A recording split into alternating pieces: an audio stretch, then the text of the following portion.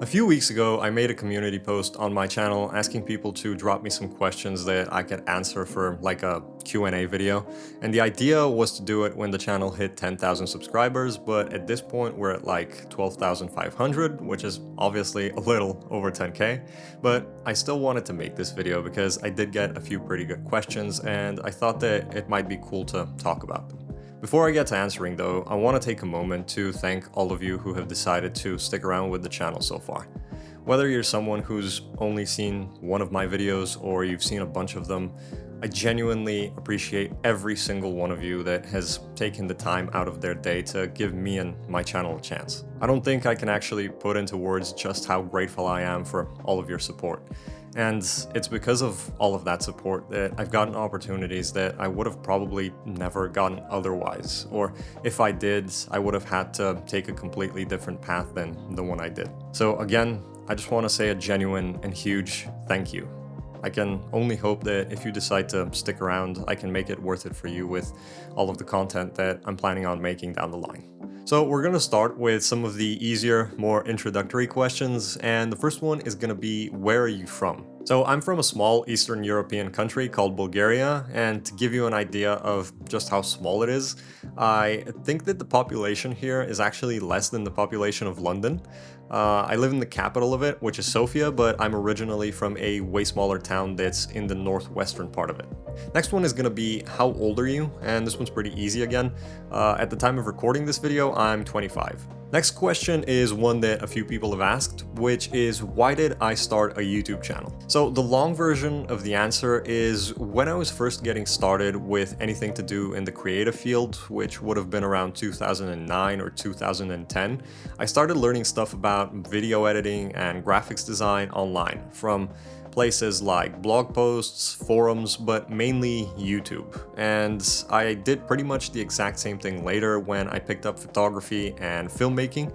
And at a certain point, whenever I had a bit more experience in whatever I was doing at the time, I started feeling like I wanted to try giving back to the creative community. Plus, because I know just how much of an impact some people's channels have had on me as a creator over the years, I guess that I had hopes of being able to do that for someone else eventually. The short version of the answer is that I just want to try to help people, whether it's by teaching someone a skill that I've picked up over the years, or inspiring them to follow their passion like I'm trying to do, or even by doing something as simple as just like entertaining someone, even for just a few minutes after they've had a bad day. When it comes down to it, I think that that's pretty much why I decided to start this channel. Next one is going to be, how much money do you earn? And I'm assuming this is about how much I've earned from this channel. Unfortunately, the answer I can give you is going to be pretty unsatisfying, but it's that I just don't really know exactly. Outside of ad revenue, I've also made some money from sponsorship deals, as well as affiliate links to products and services, and I haven't really sat down to add all of it up. I'm probably gonna just do that around the end of the year when I have to like send off all of that info to my accountant. But what I can tell you is that I definitely made more money from ad revenue in my first year of being monetized than I originally thought I would. I was expecting to make like 500 bucks in my first year from ads, but so far I've made around like 1.5K, which I'm pretty happy with. But again, that's just from ad revenue, not counting any of the other stuff. But I just want to make it clear, like, I definitely haven't gotten rich off of YouTube or anything. Next up is, what is your income source except for YouTube? Do you edit and grade weddings or films, and where did you get more money? So as far as my income outside of YouTube, it's pretty much the exact same stuff that I talk about on my channel, which is filmmaking, photography, and editing. I work on stuff for small local businesses, mainly like social media commercial things. I also occasionally do corporate filmmaking work, but like not too often. Every now and then I'll have someone contact me because they need a video editor, and I might have gotten recommended by like a friend or a past client, and sometimes I'll get brought on as a crew member by fellow local creators, usually to shoot like behind the scenes stuff for their projects. I don't edit weddings or films. Weddings are something that I haven't worked with at all. because it's just not my thing. I know that it pays well, but there's just way too much stress involved. I'm not against working on short films and stuff like that, but I just haven't had the opportunity to yet. And as far as color grading goes, I only really do that for my personal projects or client projects that are on the smaller side. But other than that, if I film something for a bigger client, I just like hand off the footage to a professional colorist after that. And about that last part, where did I get more money, as in from YouTube or my other filmmaking work? In general, since I decided to go freelance a few years ago, I've definitely made way more money from my work outside of YouTube, but this year specifically, I've definitely made more from YouTube related sources. The next question is, I want to know how to make more money by editing and specifically by color grading. So pricing your work is always a tough thing to give advice about because there are just like so many things that play into it. But the first thing that I'd say is that you need a strong portfolio to show to people. And from there, you just charge slightly more after every single time you land a client. And I'm not talking about like huge jumps or anything, just increasing your profit a little bit after every project.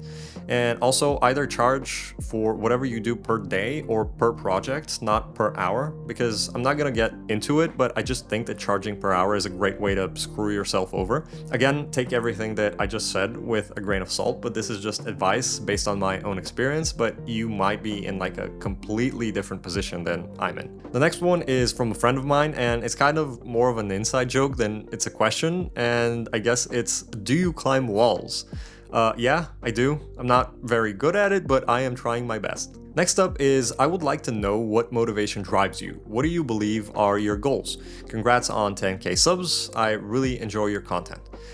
Thank you. I appreciate it, and I'm glad that you like my videos. In terms of motivation, pretty much anytime when I upload something and I get a comment that someone found it useful, it helps to remind me that even if I was able to help one single person, what I've created is already worth it. For goals, assuming that you're asking about YouTube related ones, I'd say that the main one right now is to improve the quality of the content that I make. Not like visually, but in terms of how much long-term value I can provide to people. I also want to try to include more of my filmmaking work into the videos that I make and find a way to kind of incorporate video editing as part of that instead of just making standard click here and now click there tutorials, which I personally don't enjoy that much. Like, I know that they can be really valuable, but I also want to like try to have fun with what I'm doing on this channel, and those just aren't really what I'm into, but we'll see how I can find a balance. The next one is, when you land on a contract, what are the main things that clients are asking for? Nice titles, the right music, a specific editing style, nice transitions, etc. So depending on the type of project, any of those could be considered important. For example, music is something that a lot of creatives get a lot of client comments about, but I'm pretty lucky because it's almost never happened to me. Honestly though, the two things that are much more important to any client than any of these are good communication and being able to get the story and the message across in the best possible way. So just to give you an example, one of my first ever clients hired me while he still had an editor who was pretty good, but he was very unreliable. He wouldn't communicate, he would miss deadlines, that sort of stuff. And when I started working with that client, it took like a week for us to get on the same page about what we were trying to do with the videos that we were creating. And after that, he could easily just like send me the needed footage and a short document with some instructions, and I was pretty much on my own. And anytime when there was like a detail that we needed to figure out or a fix to a completed video, the conversation took no more than 5 minutes until we got back on track. Don't get me wrong, you do need to have like a good handle on the technical stuff, but without good communication skills, none of that is gonna really matter in the long run. The next one is, what is your opinion about DaVinci Resolve's future, and what do you personally consider to be the top advantages of the software? So I think they're doing a bunch of great things with every new update, and they have a ton of potential to make it even more awesome in the future. As far as best advantages, it doesn't crash as much as Premiere. It has everything everything built into one program, so you don't have to constantly be swapping all the time.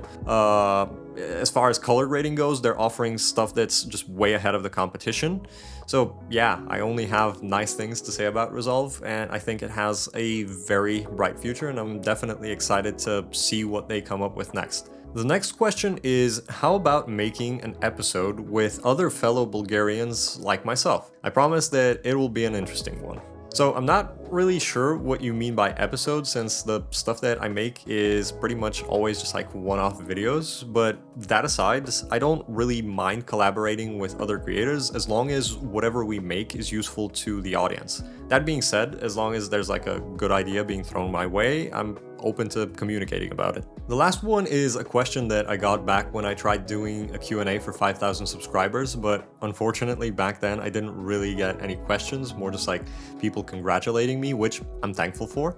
But the question that I did get was, I would love to hear more about your approach to telling a story through editing. So this is a topic that I could probably talk about a lot, and I might do that in a separate video, but in general I would recommend that you pay attention to a few key things. First up, try to get your pacing right for the story that you're trying to tell. So don't leave your shots on screen for way too long, but also don't cut them too short either. Try to make sure that you've got a good variety of shots throughout your edit, meaning using different focal lengths and different angles to kind of help build up the atmosphere. And not only that, but having a balanced variety of shots helps to kind of guide the viewer towards whatever feeling you want them to experience for each of the scenes. Other than that, music choice can be a super important thing that plays a big role whenever you're trying to tell a story through video. But in kind of that same way, sometimes choosing to not have any music and leaning into sound design or just like straight up silence can be really powerful.